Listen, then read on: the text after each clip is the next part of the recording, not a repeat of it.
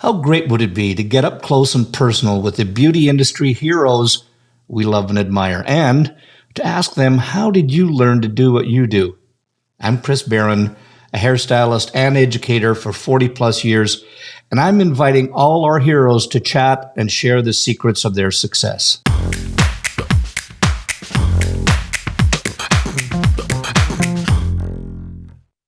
I'll tell you, in our industry, sometimes it's hard to find inner peace, and this lady has figured out how to get not only that, but to get work-life balance at the same time. And she's got it figured out, and all I got to say is, give me some of that.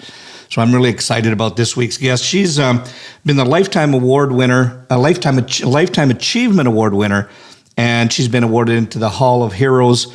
She is from Planet Salon on Melrose Avenue. So I'd like to welcome on Ginger Boyle. Ginger, it is an absolute honor and pleasure to have you on board here. I'll tell you, we just for those people listening and watching, Ginger and I often see one another passing in the hallways, etc., but we've never really had a chance to really sit down one-on-one with just the two of us and just have a conversation, get to know one another. So Ginger, I'm just super, I am a fan. I've been a fan for years. And so welcome to Headcases. It's great to have you on board here. Oh, it's my pleasure. I love it because you're right. I've known you. I watch your work also. And, it's funny. I see you and we haven't stopped. But now we will have to. And we'll probably have to share a bottle of good red wine. Absolutely. And it's this is a little known fact about me is that I'm quite how would you say it? I don't know if it's that because we're artists and we do what we do, we're always somewhat insecure. But I always have this feeling I'm going to go up to say, and I go, "Hi, Ginger, how you doing?" And you go, "Who are you?" I'll tell you a funny story. I remember being, how when they spot you at a class and they walk up to you and they come up to you and you go, oh my God, and they recognize you and they start to talk to you. I had this one person come up to me and you could tell they spotted me. They came up to me and they went, oh, and they went, and they were, I let them hang for a little bit. And then they went, and I thought I'd rescue them. And I said, Chris Baran. They went, no, I went, yeah, so, see, even when I'm recognized, I'm not recognized. Exactly. That's a good one. That's, perfect. Yeah, so before I want to talk a little bit about hair and so on and where you came from and how that all materialized. But give us a little bit of your background. Like, where are you from? Where did you go to school? All of that. Where did that come from? All right. Well, I grew up in a very small town in Wisconsin. So little tiny town. And then always did tell my mother since I was very young. She said to me always, "Do you want to be a model?" And I went, "Nope. I want to make people pretty." Oh. And that was something I really thought of like long ago when I saw Edith Head hanging out in a magazine, like one of the, soap rags. Yeah. And she was with two beautiful models and they were looking at her, how great, like with admiration. And I thought, wow, she makes them look good. So that's cool, because that'll have a little more longevity than, trying to be 21 and you're too old and have to quit modeling. Yeah. So that's where I wanted to make people pretty. I was the girl who did, all the hair for dances or whatever. I was the last one to go. Yeah, proms. So then right after high school, I went right to beauty school in Eau Claire, Wisconsin. So just really knew that was it and headed right over there and still, because Wisconsin, not real, fashion forward or anything, I didn't know where I really wanted to go. So I stayed there a couple of years and then moved out west to Denver. And I lived up in the mountains for a while. And this is something people don't know about me. I actually couldn't get my license for just a little bit. So I actually lived up in the mountains off the land for a while. Really? Tell us more about what? Because I'm imagining right now that you have this backpack and we're walking up this road up this mountain, and there's this hunting lodge or a shack that's there, and you went into it. And tell me about what was it like? Tell us about this. Well, I went out with a boyfriend, and he, we both were in the city in Denver, and I didn't get my license yet. I was waiting for it. So his boss said, "Why don't you guys go stay up at my cabin?" Oh. And above Denver, which is an evergreen. We got up there, and there was no running water or electricity. But it was so amazing to kind of do that. And we didn't have a lot of money. Of course, you know how we all start out. Mm-hmm. No money. And so we're living off the land. And we actually did it for almost a year in the cold and everything. Then finally, I got called and got my license. Transferred from Wisconsin. Pause there for a second, because I want to go back, because I'm sure that the people listening and watching right now are going, living off the land. No, I'm imagining. So when you say you're vegetarian, or you're going after, I've got to hunt my food and cook it on a campfire. Both. Both. We actually did have neighbors, and we go hunting.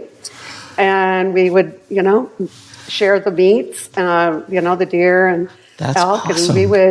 And then we would try to do as much as we could, like with vegetables and that. But up in the high mountains, there's not a lot. Yeah. So we had bears actually living below us.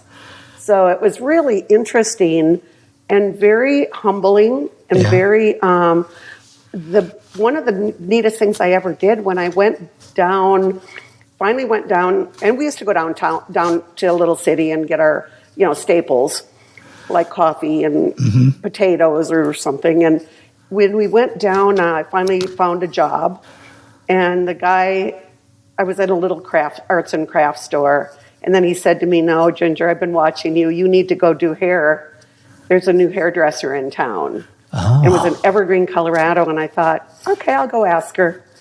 And I did, and it wasn't my cup of tea, because she was, she had just sold her business, and she wasn't really into it. Right. But then I thought, okay, if I'm going to do this, I'm going to go into Denver. So then somebody recommended a gentleman, and I drove down to Denver in my pickup truck. I had like one pair of pants and two tops and, a pair of boots. And went down there, and he hired me.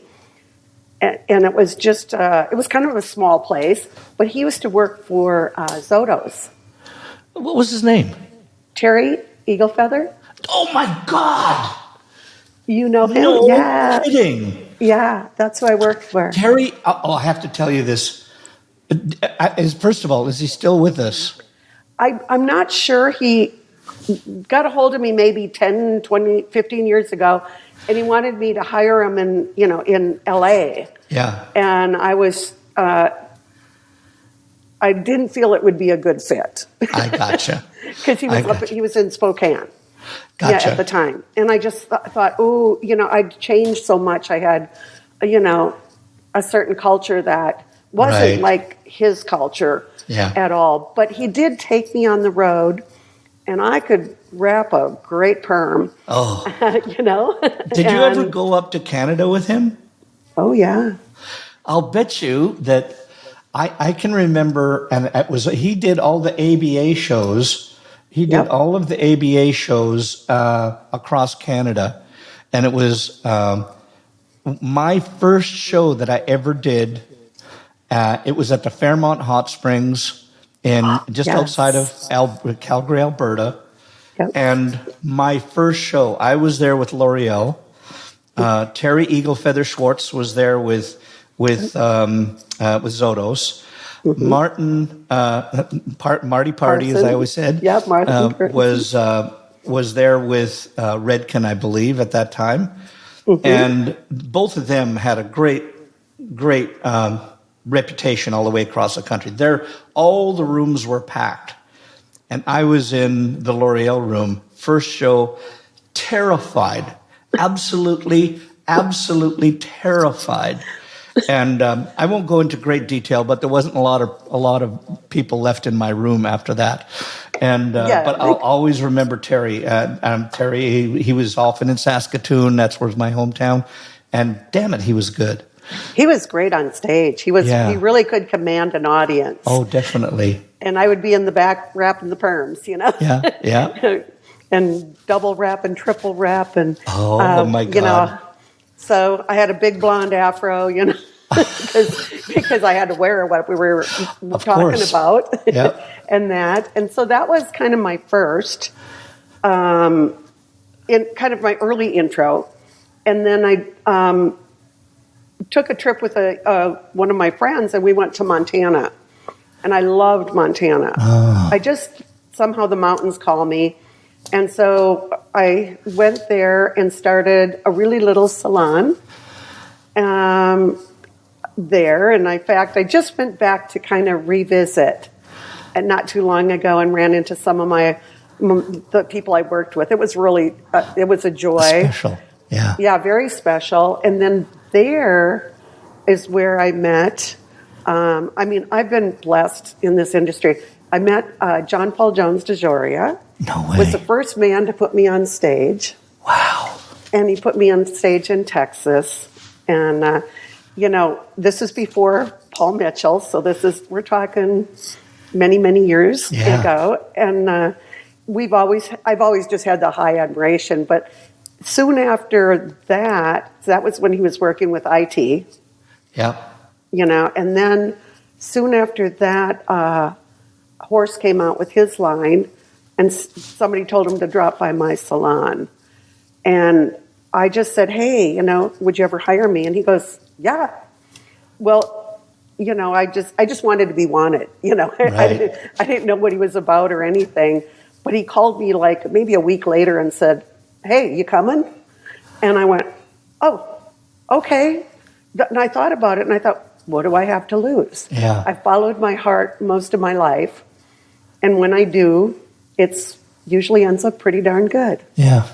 So then I went down and worked in Minneapolis, which again was closer to my upbringing, so I could see my parents more often. Yeah. Everything was kind of good, and could learn a lot. And that's where a lot of my roots, really heavy in the hair industry started. Yeah. I want to talk a little bit about, I want to go back, just for the people listening and watching. I know that that Horst was had a tremendous impact on our industry.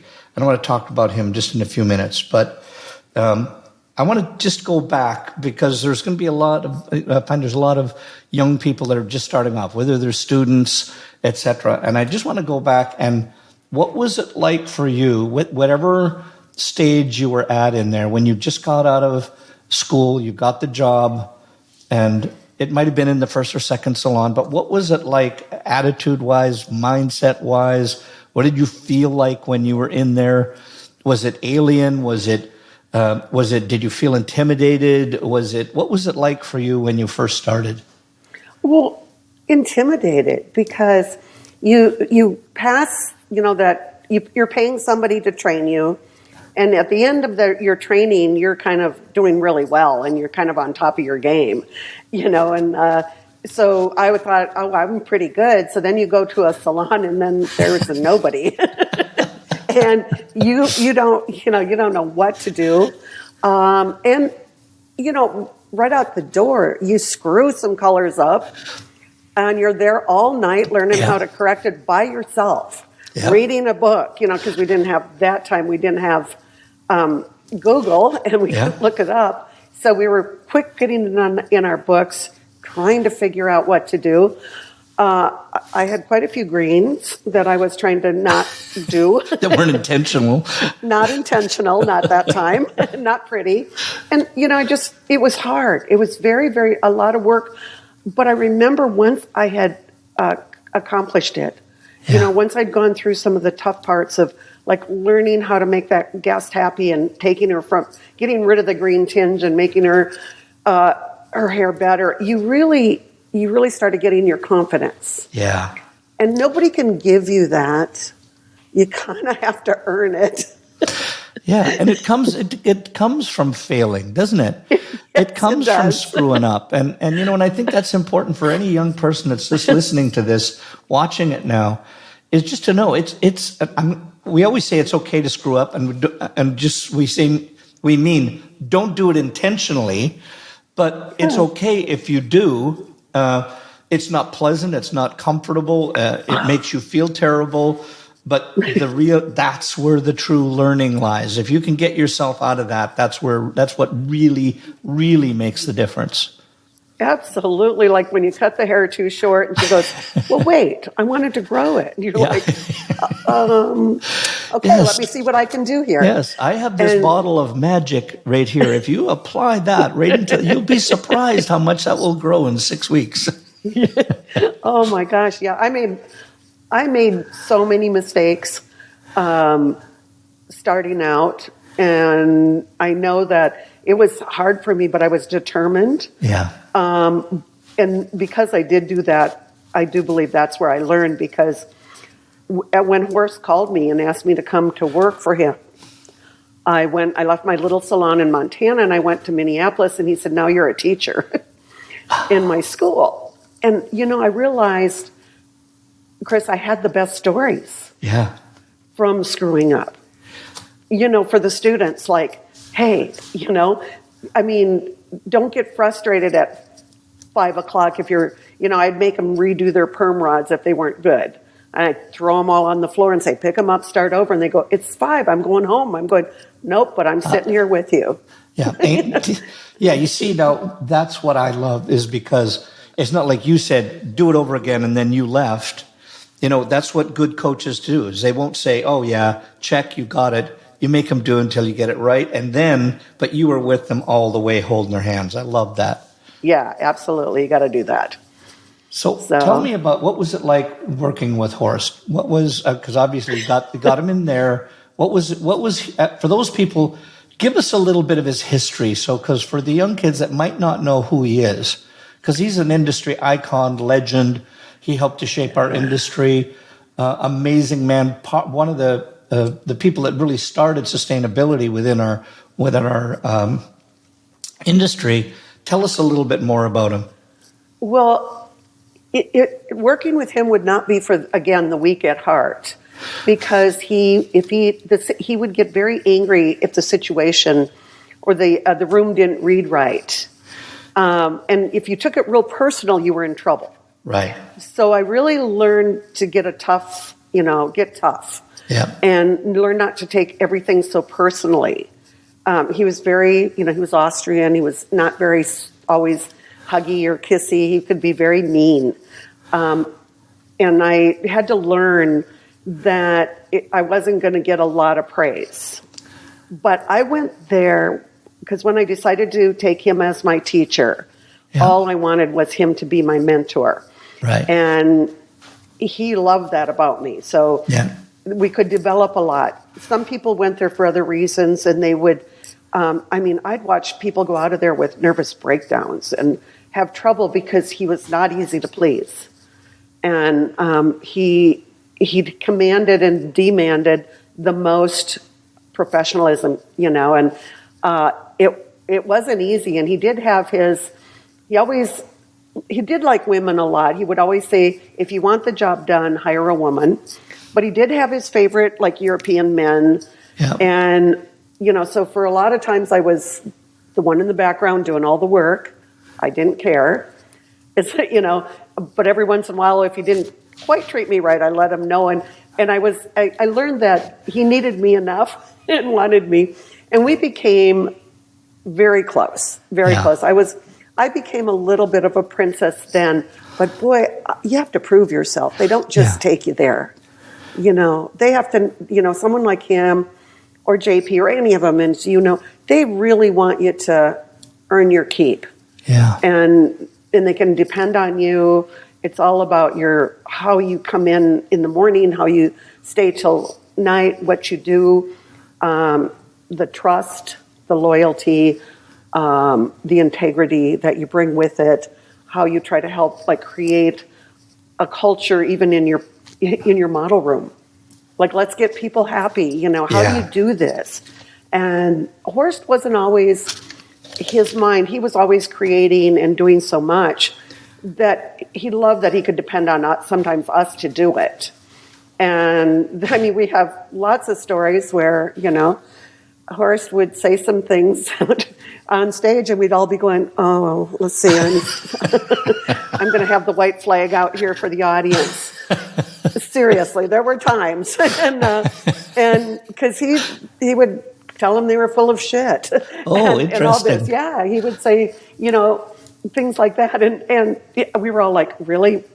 We want this audience, and now you're telling them that? But it was because he was trying to develop a healthy, a health-conscious community, because what he had gone through in his beginning years was, drinking excessively, staying up, doing, the clients in his salon and doing drugs just to keep going. And it almost cost him his life till he actually went to see, his Swami.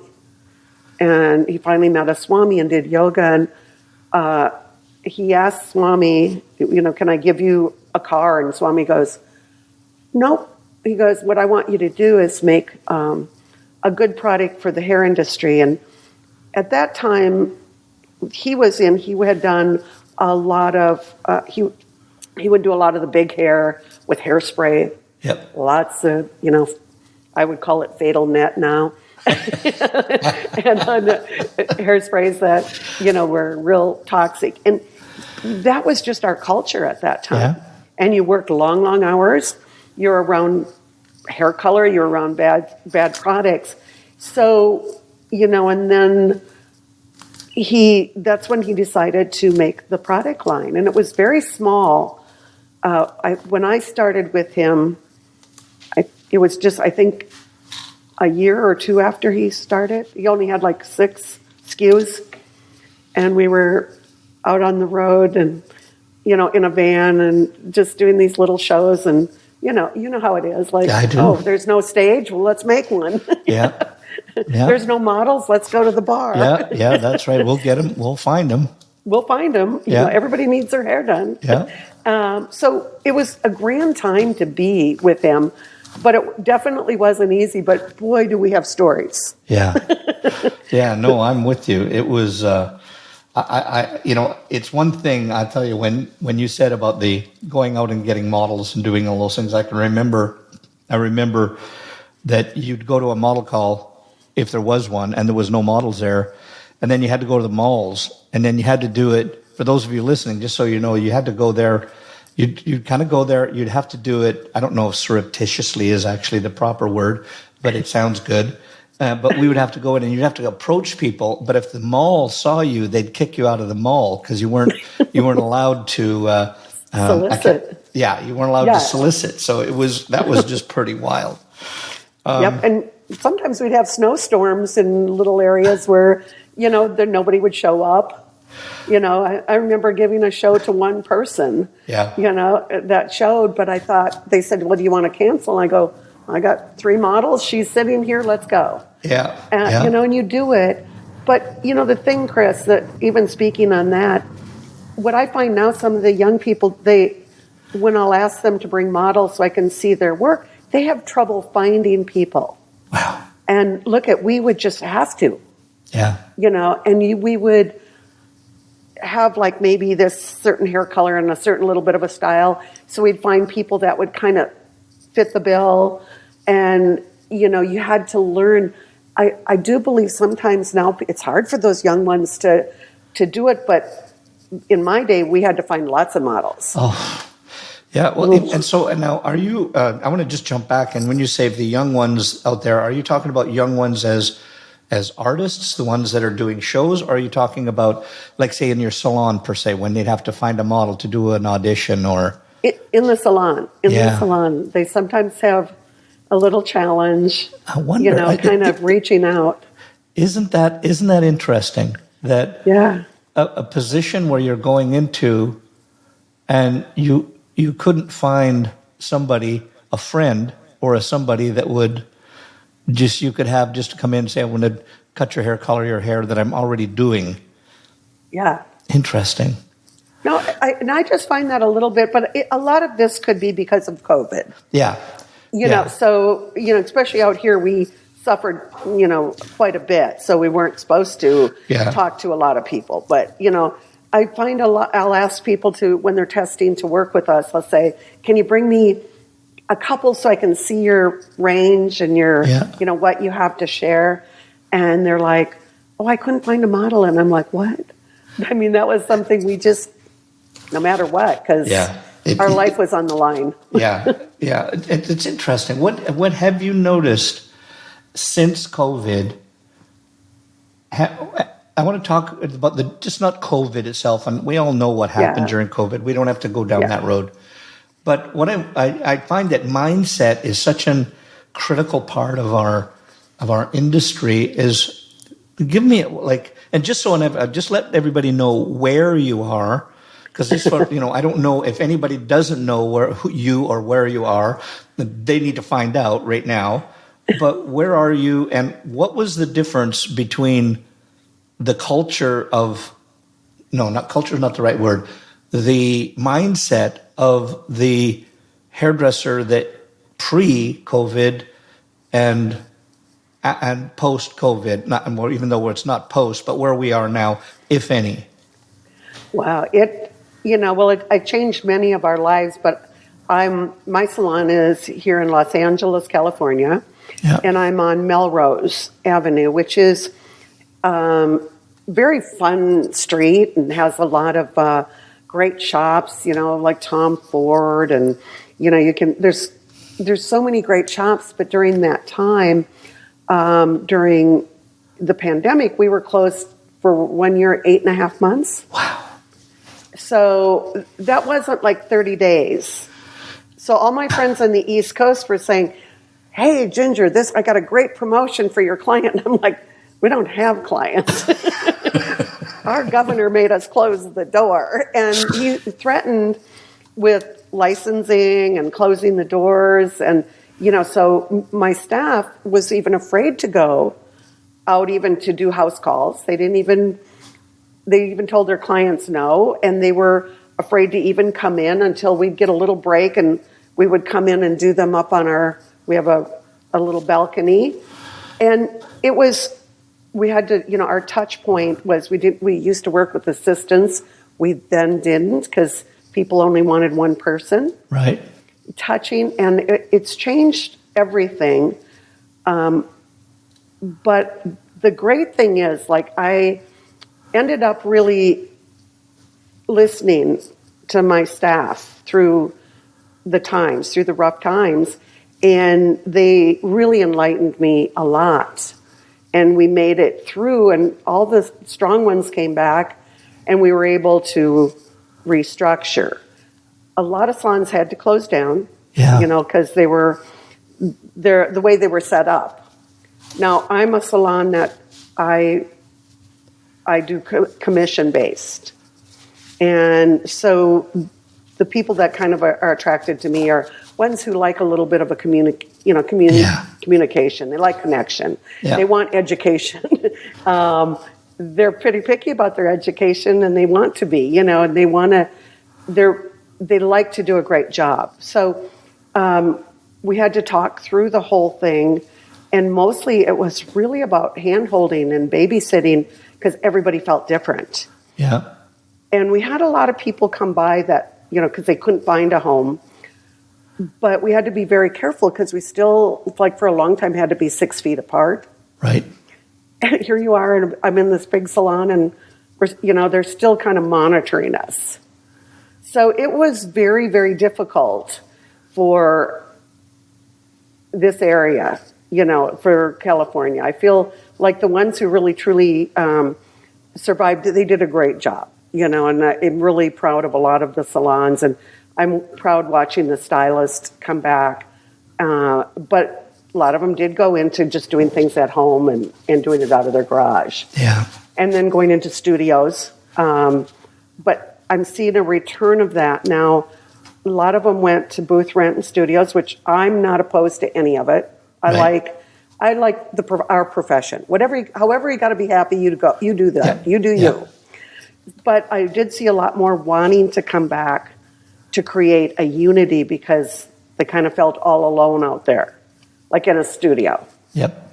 Situation. So I'm seeing I hear a little that difference. more and more from people just saying that and I'm just going to say, whether it was the allure, whether it was whatever the draw was, my own boss, those kind of things, to me I don't know about you, but I find I'm more creative. I'm better when I'm around other people. Even I can remember being in the salon where we would just I'd say, hey, Lori, can you come over? I just need a creative bounce on this head. Here's what I'm thinking. Give me some input. And then you'd get a creative bounce together, and together you'd come up with something that neither one could have thought on their own.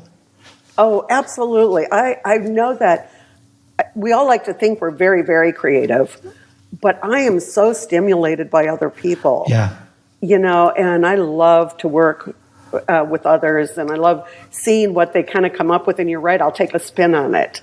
You try to learn a spin when you're around people. So the allure for me of being in a studio I would probably just say I'm out.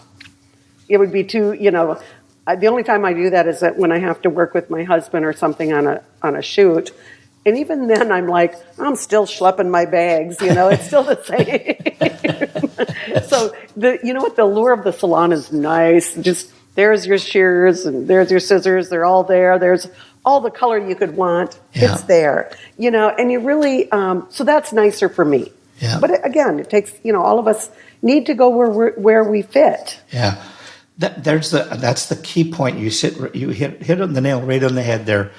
And I want to talk just for a minute about if you could explain in a nutshell the culture that you're looking for in your organization. So in other words, Chris Baran said, "Hey, can I come and have a job?" What would the culture be like, and what would you be asking of the new hire? Well, primarily what we like to do. I mean, in ours, and I say we because I do believe. Many of my decisions are made by the team. And I have learned this year to be pretty flexible. I think one thing I want to be flexible. So I'm very flexible. If Chris Baran says to me, Ginger, I'd love to come and work with you, but I have to have off Saturdays, or something. Mm-hmm. We can still make that work. So, what are you looking at? You want, what's the, what's the best? And I'm going to tell you what I need, and let's see if we can compromise. And then I really do give a fair amount of time to get the work done, because now that we're not double booking and working with a lot of assistants, but the guests like it so much more. Oh, interesting. So we are charging higher. Yes. I want you to say that one more time. We are charging more because we are, just doing a really good job. Like, we're taking the time we need, and we're not in a hurry, and we're really trying to give our guests the very best experience. And so I would just want you to really care about your work. Yesterday, a gentleman was trying out, and he was from a very great salon, and he was a little bit older, and he had like 15 years experience, and I was just watching him. And what I loved is he looked at the hair a couple times, and he started over like a couple times.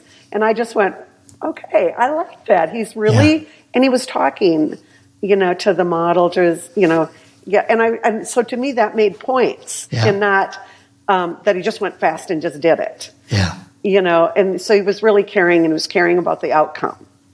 Those things are what I kind of look for, more than perfection or that you have to be perfect. But doing you, I love the difference of many people just having their own personality. I've got some colorists that, they're just beautiful colorists. We were departmentalized when COVID hit. I did let a lot do both. So we're a little bit of mix because that made them happy. Whatever, you got to just be a little flexible in these days, And you know that, Ginger, that's what, the more I talk to people now and salon owners, is that you can't go in with the rigidity that you had before. You got to come in at 9, you got to be done at 5.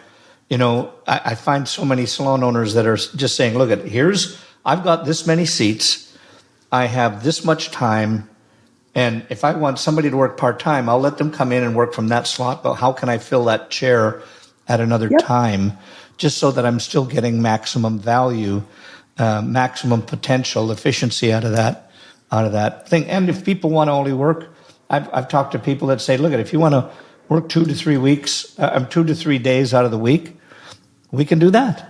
And if you want to do that, I'll find somebody else that will work those other days. Yep, that's what I've been very, very flexible, and I really seem to feel that the staff is really happy. You know, that what they really, you know, we were so rigid at a certain time, you know, coming out of that Sassoon era, etc. Yep. Hi, my name is Chris, and play by these rules. Yeah. Yep. And now we're more flexible, and they seem happier. Yep. And it's something, you know, like finding out each of their personalities. Like I have one woman who she wants to always go to Cambodia to teach for like a month to 2 months out of the year. Fine. Yeah. Okay, you do you. Yeah. What a wonderful thing. We'll help you. Yeah. Yeah. What can we do? So listening a little more, being more flexible, and then all those things really came out of COVID, which actually are a little bit nicer than, you know, it makes more of a relaxed atmosphere. Yeah. I love that you know, it shifted, the people shifted, but as a salon owner, you've got to shift too. You have to be the leader, so you have to see what other people needs and wants are, and fulfill them, and then shift your salon, and you'll survive. That's the biggest thing. It's not easy to listen all the time, you know, because we were used to being the leader. So now I'm listening, and now I'm and some are no's, you know, some of their advice is a no, because you have to still stay by what you really want, but. You know, it isn't like it's a hard no anymore. Right. It isn't like it's a hard no, and you really try to work with them as long as you trust them. They've got a good attitude, and they're good to the people that are in your space. Yeah. That's what you want. Is you just want people to have a good time, bring some joy, you know, because we need more joy in our lives. Bingo. And you know, when I think as a part of the culture, that is what's drawing some of the people that were in independent situations. And like I say, God bless, if that's what you want to do, awesome. But some of the people are coming back and wanting to be just in that environment. They can be around people. They can have the education that they want. They've got, if it's nothing more than having a laugh with somebody around you that's a fellow hairdresser, and you're just being happy in a group environment. You know, Maslow's hierarchy of needs always talk about belonging, and feel that you've got a place that you truly belong to. Yeah, I agree. That's really good. And the other key word you said that always is near and dear to my heart, and I know yours, education. Yeah. You know, sometimes if you're not motivated enough on your own to seek it out and pay for it, that's where I think that sometimes people need to come back into a group. And so, you know, you can with a company or you can with a group, do it collectively. Yeah. And that's where we can become stronger, because without education, I mean, I constantly, even doing hair over 50 years, feel like I got to learn. Yeah. Yeah. I got to watch. Yeah. I want to get my zing for the day, you know? And I think that what I love about our industry is that I think it's easy for our industry, just because of who we are, whatever that is, those creative people, that visual artists, whatever they are, is I find in our industry, where at one time when I'm going to guess you and I trained from that Sassoon era, that everything, all of the training was hierarchical. You know, it was somebody was above you, and they kind of poo-pooed and on everything. Oh, no, that's wrong. Everything was done by making you feel that what you did was wrong, whereas that's not the way education runs now. It has to be inclusive, and your mentorships and who you learn from has to be more horizontal. I can learn from an apprentice. I can pick up things from somebody else, and so that's where I think it's so much easier for the exchange. Yeah, it's a new age, but like here we are. We're both here, and still when I go to many presentations, it's a nice cross section of younger and the seniors, and of course I'll gravitate towards the seniors, thinking they'll get me, they'll understand me. But I do really truly respect some of the young ones. They've got a lot to bring to the table with that fresh frame of mind. Yeah. I do enjoy them also. Yeah, no, I'm with you. Now I want to talk just a little bit about your salon, because in doing just a little bit of research, I looked at some articles that were done. And Lee, in just a minute, I want to bring up the exterior of your business, and I want to talk just a little bit about where this and how this happened, because I just went, that just blew my mind when I saw this is the outside of your salon. Tell us the story behind how this happened and how that's evolved. Well, this is really fun. I moved over to Melrose, and it's a great location. And so you want to change everything right away, but you don't have a lot of revenue. And so this young gentleman comes walking in, and he said to me, can I paint on the side of your wall? Because it's such a good vision. I mean, you drive down Melrose and it's very visual. Yeah. It's on every graffiti tour, So I said, well, here's my head thinking I can't afford you, and I don't know who you are and what you do. And so he showed me what his work was like, and his name is Alec Monopoly, and he showed me his work, but I was thinking, oh my gosh, he's pretty good. So I didn't answer him back, and I'm thinking I probably can't afford it, but maybe when I can. And then all of a sudden he comes in one day and he goes, okay, Ginger, I brought my mother here. I want you to know I'm serious. I want that wall, and I will not charge you. And he says, but don't you, and here I am, I'm telling out of school, don't tell people that I brought my mother. Because, being a graffiti artist, I guess that wasn't, one of the coolest, but it was so funny. Alec and I became great friends, and he did Goldie first. And one morning even, I have to say, a little thing that was cute is Goldie was sitting outside and took her picture. No way. Yeah, she took her picture and was outside and put it on her site. But I wanted to do a female, just because we were trying to have the salon open. And Alec now is very, very successful all over the world. Yeah, and Alec he wears Monopoly. a mask everywhere he goes, doesn't it? So people don't recognize him. Yeah, he does, mostly now. And he is so funny. So then people got a little jealous of him, and we'd always get people who try to graffiti over it. And then we changed it to a Maryland. We had a Maryland up there. And then people were still doing this, and I'd call him and I'd say, what do you think we can do? He goes, listen, I'm going to be in Puerto Rico for a little while, but he goes, I'm going to paint Kobe Bryant because nobody messes with Kobe in this city. So we now have Kobe, and we're just kind of waiting to see, how long this will take. But he's come to many of our parties. He's helped me so much, and, Modern and Salon today. I mean, everybody's just loved coming to look at our wall. And I'd even hear from people in like Louisiana. They go, Ginger, here's our wall. What do you think? And I love that it became something that was youthful and other people were taking on, to paint their own kind of what goes on in their neighborhood. And we're on Melrose, so it was really appropriate. Yeah. Yeah. So for those people that don't know, because I know you have the Comedy Store right next door to your place, don't you? Yep. We're right by the Improv. Yeah. So, I just think that's such a brilliant idea. And when I saw it, I just went, oh my God, because that would draw people from near and far. Everybody would know, even if they didn't go, shame on them if they don't. But even if they don't go, to Salon Planet that they would know what it is and where it is.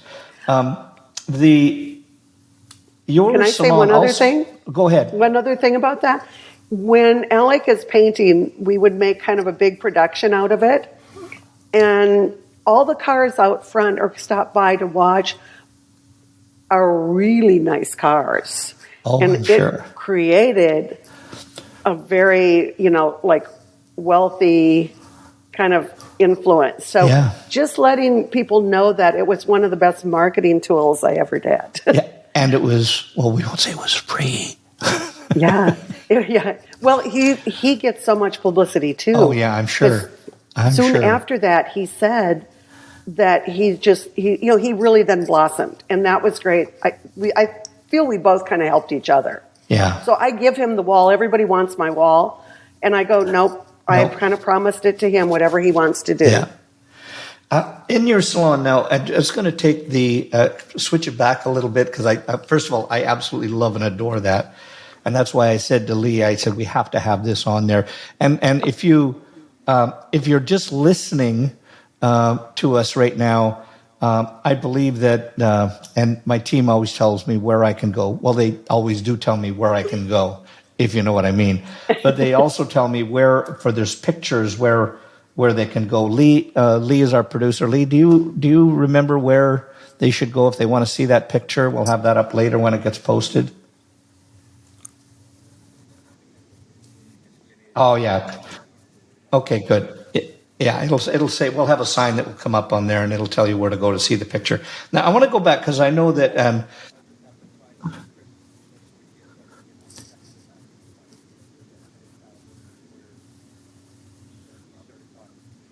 Okay. Okay. Gotcha. Okay, so next I want to jump into that. Your salon has you practice sustainability with, and I've got this down as recycle, renewal, and reuse model. Explain a little bit to us about that.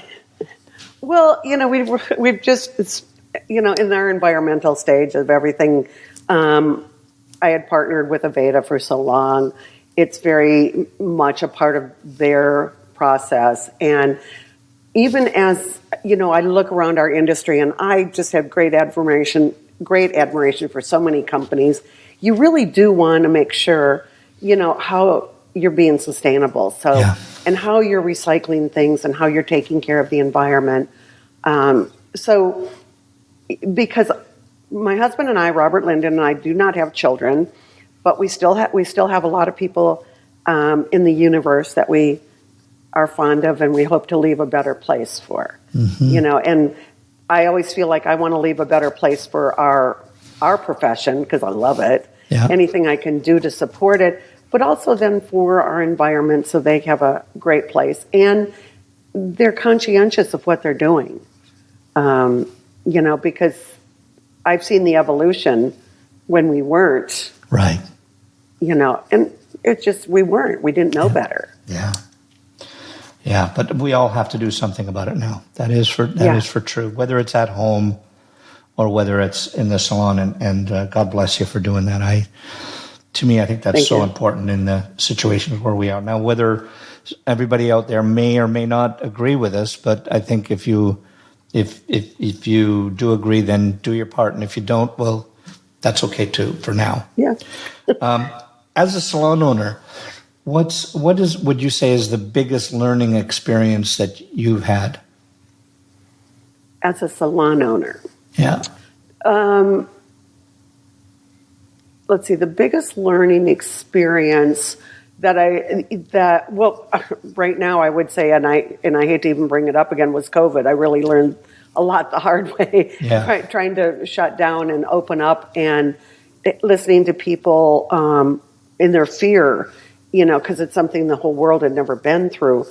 That was one of the hardest, but I always feel, even though my passion is education, it's trying to do an educational program that people really want to be a part of. Yeah. And they want to show up all the time. and they want to get into, because they all say yes when you hire them. Yes, I'm there. Oh, that's my dream. And then all of a sudden it's like, what? I've got to show up on Monday? Where I have to show up or stay late or go out looking for models at night or whatever.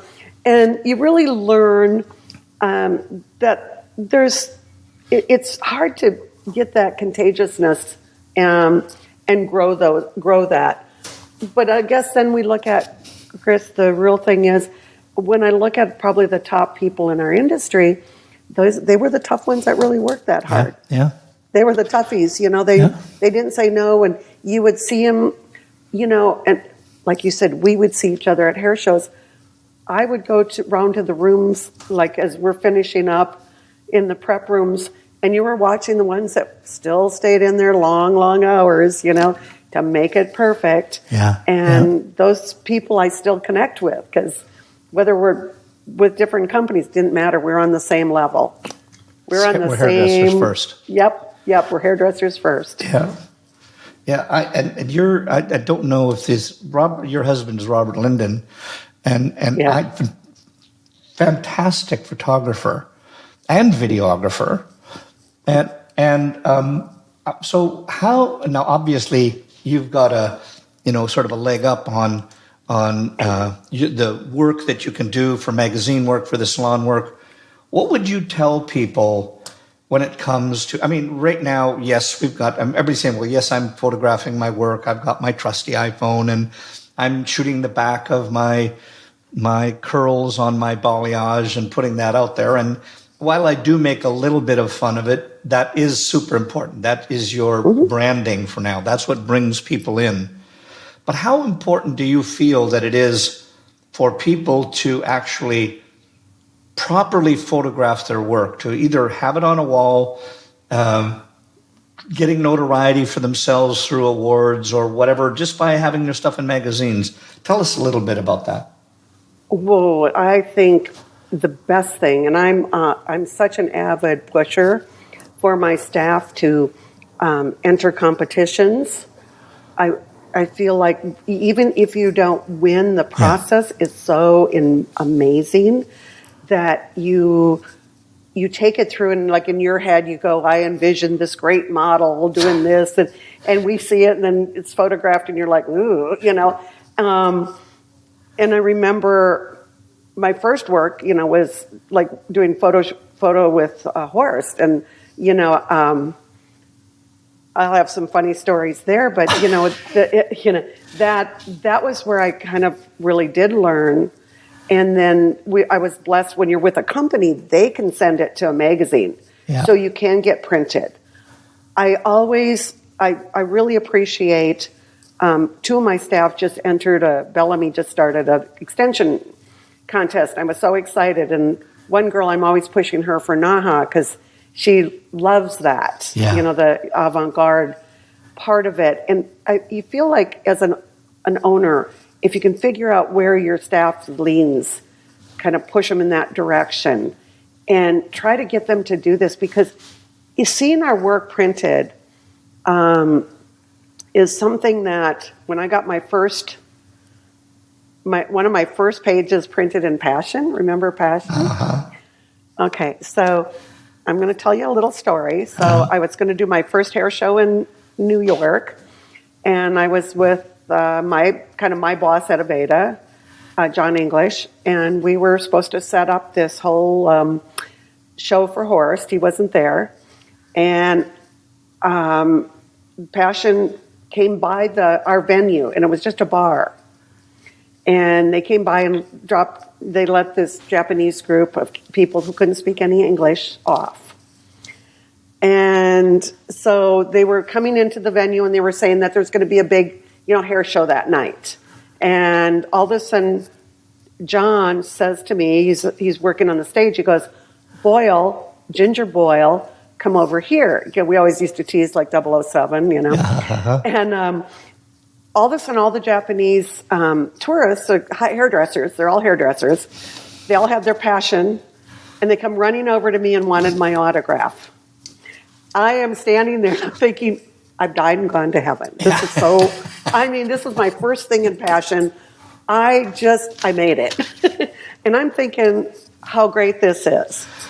Now, the funniest part about this story is sitting at the bar, because it was daytime, was Mick Jagger and Keith Richards. No. Now, I thought that was kind of I'm a big Rolling Stones fan. So I'm sitting there going, oh my God, they're all wondering who the hell I am. Oh, because they're sitting there at the same Having a place drink. and you're getting the autographs.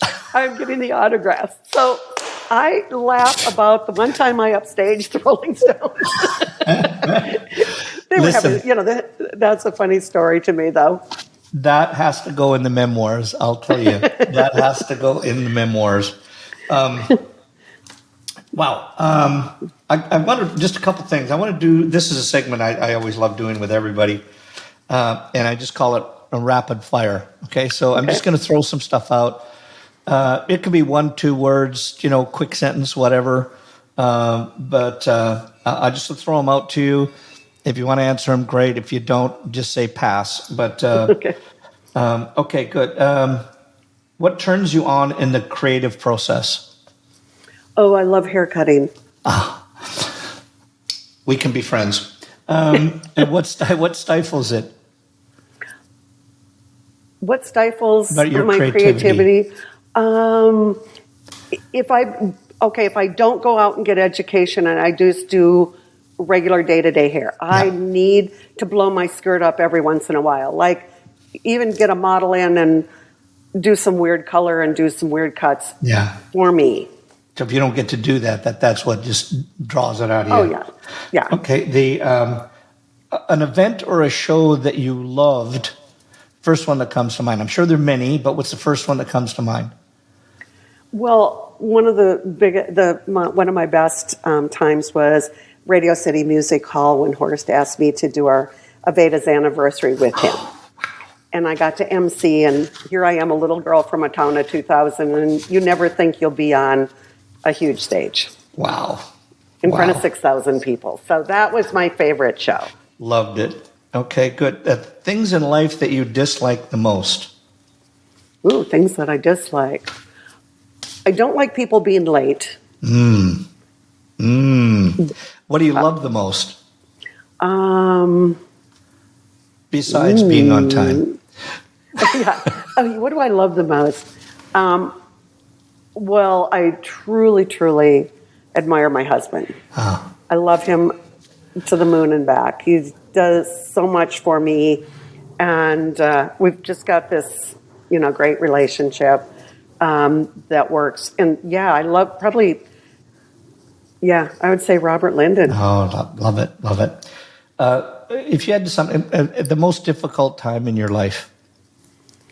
Well, boy, I've had quite a few setbacks because we always do. Right now when I look back, kind of getting the salon through COVID was one of the most difficult I've ever been through. I was ready at the beginning to just say, hey, I've done hair, I'm 70-some years old, I've done hair for 50 years. Close the door. It's okay. I've done my job. But when I talk to people, I realized I had to do, there are a lot of young people that didn't know what to do. And in my journey of leadership, you got to follow it through. Yeah. I would never do that to staff, just block the door and do that. So that was the hardest time. Yeah.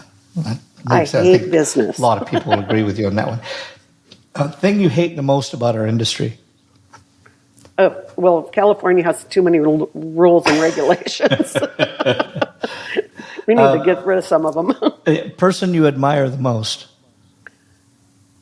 Besides me and your husband. Okay. The person I admire the most in our industry or just anywhere? Anywhere. I mean, in our industry, of course, I have great admiration for Horst. That because we did have a good relationship. I would also say though, let's look at John Paul DeJoria. I mean, wonderful man. People who create things for others. Yeah. The grassroots of our industry. Okay, person you wish you could meet, living, dead, in our industry, out of the industry. Tina Turner. I was going to say something people don't know about you, but I think you already told us that one. Okay, I'm going to snap my fingers. You've got a month off. Nothing hair related. Where would you go and what would you do? Hana, love to go to Hawaii, Hana, and just kind of hike around and not do much. Love it. Is there anything that you're terrified of? Yeah. Slowing down. Oh. I'm having trouble thinking like I should. Yeah. Yep. Yeah, the R word is creeping in, but we won't say the full word. Yes. Okay, this is a tough one for some. Favorite curse word? Fuck. Love it. And that you just got it out of there, you didn't have to think about it. Yeah. No. Favorite comfort food? Pizza. Oh, love it. Something in the industry you haven't done but want to? Let's see. So I don't know. I think I've done so much. I'm going to have to pass because I don't know. Okay, good. Well, when you've had that, when you're at our age, then you've probably done most of everything. And we have a saying in Canada about a do-over. Do you know what a do-over is? Yes. Okay, good. If you had one do-over, what would it be? A do-over, probably a little bit more research. When I was, starting out, I didn't know. Just more research on where I would go and what I would do. Some of my timing was a little bit off, but not too much because I ended up with some really great people. But a do-over, I would kind of research a little more. There were a couple salons like I worked at that I thought, I shouldn't be here. Yeah. And it's okay. Yeah, love it. Well, that's the end of our rapid fire ones, and thank you. Good responses. I would be remiss if I didn't talk about this. But the Southwest Hairdressing Guild, they inducted you into the Hall of Heroes. And what was that like when what was the process like? How did it make you feel, etc.? It's funny, Chris, because usually I'm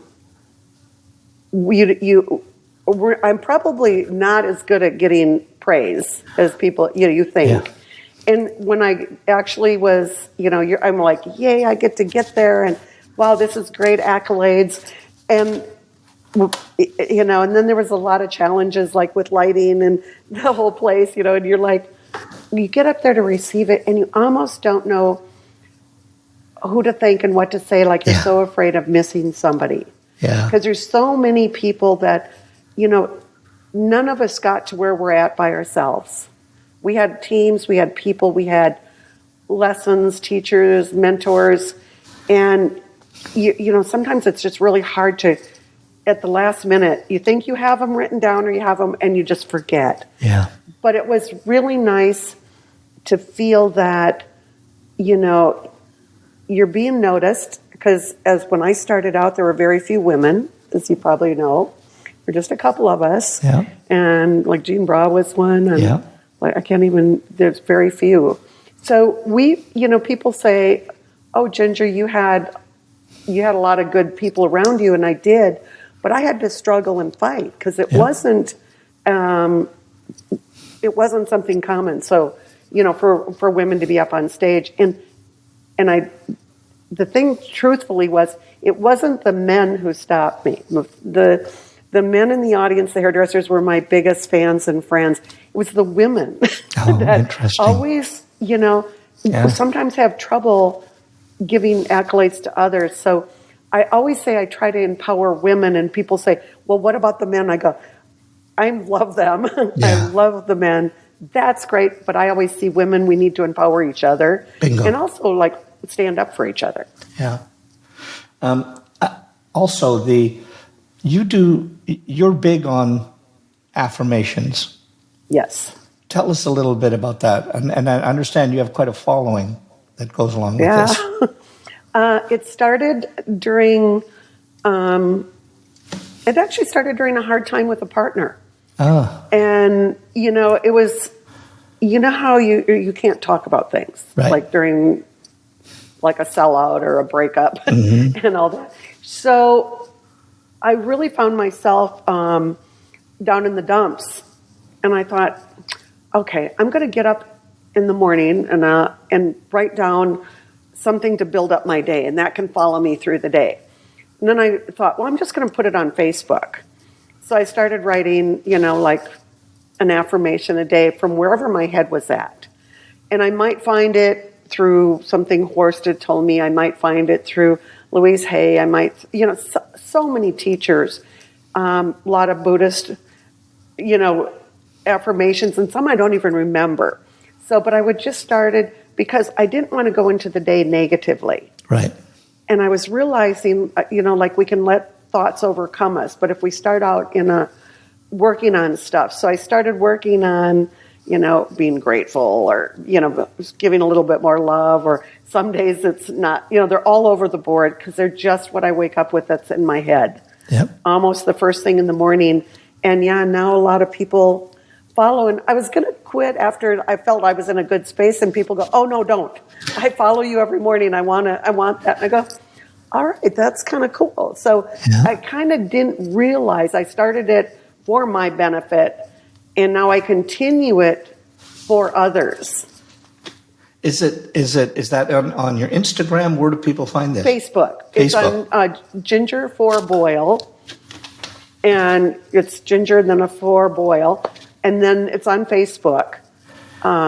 Every day, every morning, I write something, and it's just continued, and now it's gotten to be a habit of mine, and it's a good one. Yeah. It's healthy. Yes, and, very healthy.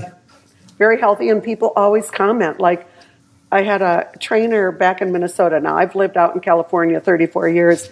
He wrote me the other day, thanks for getting me in a good mood. And I thought, yep, well, you helped get me in shape years ago. So I love that now we're still connecting on some level. Love it. Just two last questions for you. If you had one wish for our industry, what would it be? One wish for our industry. Well, like I said, there's a lot of rules and regulations. And I'm glad we can get together again, because I really like when we can come together. And I wish that there would be more people spending time with each other, and really getting together in communication, because our industry, and I'm kind of guilty of it too, we work really long, hard days. And the joy of something like what you're doing, the podcast, people can watch and go, oh, I didn't even know of her. I had never heard of her, or I've never heard of you. And they now get an intro, and it's nice. Yeah. So I love that we're starting to open up our universe. We're such a small industry, really, but to get together a little more and more communication. Yeah, beautiful. And for the people that are watching or listening right now, if based on your experience, if you could give some advice of what they should either stop doing or a habit or thing that they could just let go of, what would that be? Stop complaining about our clients, because really you attract what you need. So what you need to do is don't complain about them, but see how you can make their day. Yeah. And if you really work on making, anybody, and Horst taught me this, there'd be times he'd be doing a model and I think, why'd he pick her? She's not even cute. And he would make her adorable and gorgeous. And I think, whoa, that's what we're supposed to be doing. And getting rid of the complaints or getting rid of the judgments, and just go in there and see what's the best thing we can do. And when we're excited about doing it, they get excited. Yeah. And then we can create magic. I think that was the best segue I think we've ever had. We can create magic. Ginger, to our podcast, you've made magic. The magic that you do on hair has always been something that I've been so infatuated with, and I'm so glad that that we're now, we've had this chat, and I can honestly say now that I have a new friend. So Ginger, thank you so much for being on, and I think we have to do this again at some time. Oh, thank you so much. Appreciate it. Absolutely. It was a great fun. Yeah. Thanks again. Bye-bye.